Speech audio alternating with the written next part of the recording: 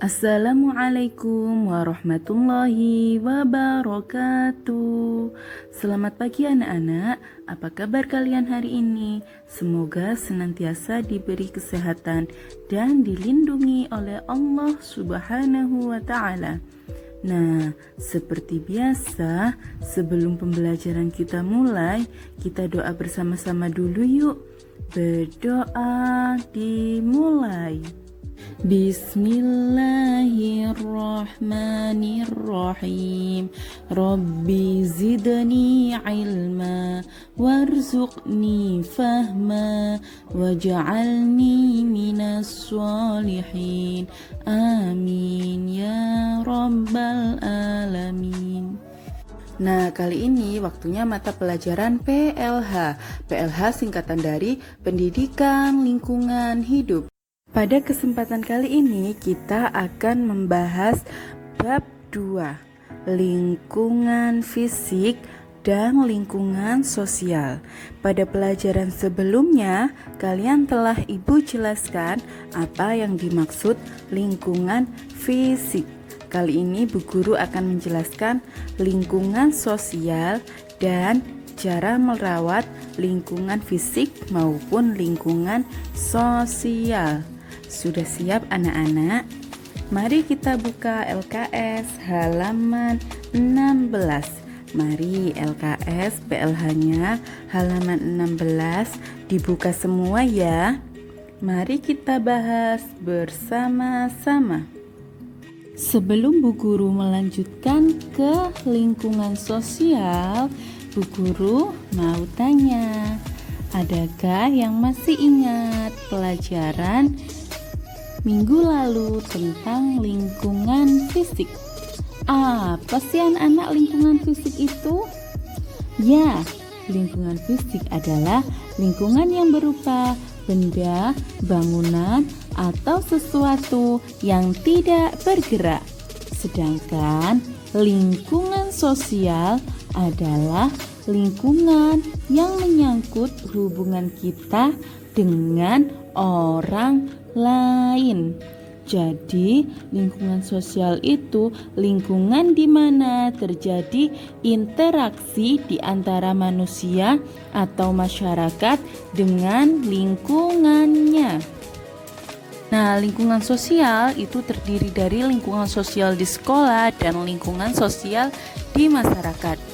Perlu ditambahi Bu Kiha, ada juga lingkungan sosial di dalam keluarga.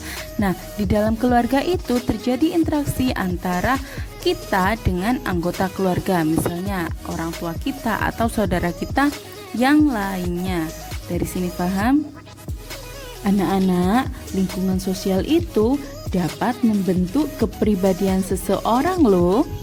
Nah, sekarang kita akan membahas lingkungan sosial di sekolah. Misalnya, kalian berinteraksi dengan teman-teman, guru, atau siapapun yang berada di lingkungan sekolah. Coba perhatikan contoh berikut. Ada anak yang sedang bekerja kelompok dengan teman-temannya, dan ada sejumlah siswa yang sedang mendengarkan penjelasan dari gurunya. Ini disebut sebagai lingkungan sosial di sekolah karena ada interaksi antara kita dengan sekelompok orang yang ada di sekolah. Nah, kalian juga bisa membaca contoh yang lain di LKS halaman 16. Ada sedikit cerita dan ada contoh di situ mengenai lingkungan sosial di sekolah. Dari sini paham? Selanjutnya kita akan membahas lingkungan sosial di masyarakat. Di lingkungan masyarakat itu terdapat keanekaragaman sesuai dengan status dan peran masing-masing.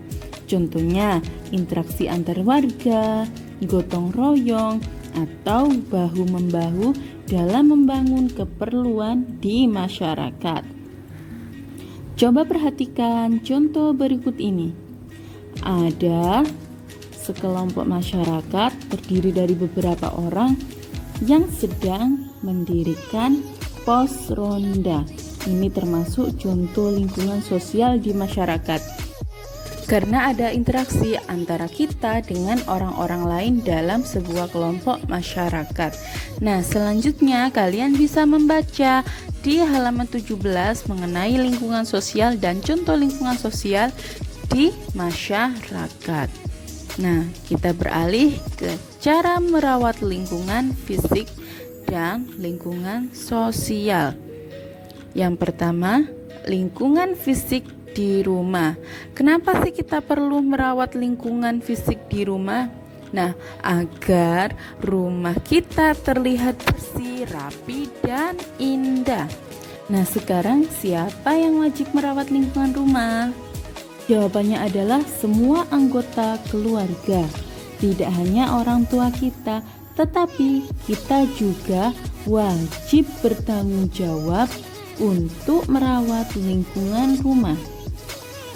Jadi, semua anggota keluarga itu wajib merawat lingkungan rumah. Nah, caranya bagaimana ya Bu Guru? Yang pertama, kalian dapat menyapu lantai dan halaman rumah. Kalian dapat membersihkan kaca jendela rumah, menyiram tanaman, dan mengatur pot-pot tanaman. Banyak hal yang dapat kita lakukan untuk merawat lingkungan rumah. Dari sini paham? Selanjutnya, lingkungan fisik kelas maupun sekolah. Nah, kenapa kita harus merawat lingkungan fisik kelas atau sekolah? Nah, agar kelas atau sekolah kita terlihat bersih, rapi, serta indah. Merawat lingkungan kelas atau sekolah adalah tanggung jawab semua warga sekolah, baik siswa maupun guru serta staf atau pegawai yang ada di lingkungan sekolah. Semuanya wajib untuk merawat lingkungan sekolah. Nah, sekarang bagaimana ya cara merawat lingkungan sekolah atau kelas kita itu? Yang pertama yaitu dengan menyapu lantai kelas sesuai jadwal piket.